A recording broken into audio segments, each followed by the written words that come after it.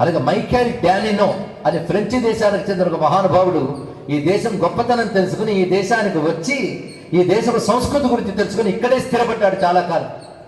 ఆయన ఒక అత్యద్భుతమైన గ్రంథం రచించాడు. నేను చెప్తున్న పేర్లు గుర్తుపెట్టుకుని మీరు స్టడీ చేయండి, చాలా తెలుస్తాయి. Indian culture and India's future. అది కొద్ది సంవత్సరాల క్రితమే వచ్చింది. ప్రతి వారు చదవలసిన పుస్తకం. ఇక్కడున్న అధ్యాపకులు కూడా చదవాలి, విద్యార్థులు కూడా చదవాలి. Indian culture and India's future. ఆయన ఒక మాట చెప్తారండి, అద్భుతమైన విషయం. యువతను ఉద్దేశించి చెప్తాడు. గొప్ప జీవితం అంటే విదేశ విలాస జీవితం అనుకుంటున్నారు మీరు, కానీ మనదైన సంస్కృతిని మరువరాదు అని చెప్పాడు. దీన్ని స్వామి వివేకానంద చెప్పిన ఒక మాట నాకు ఈ సమయంలో గుర్తొస్తున్నది.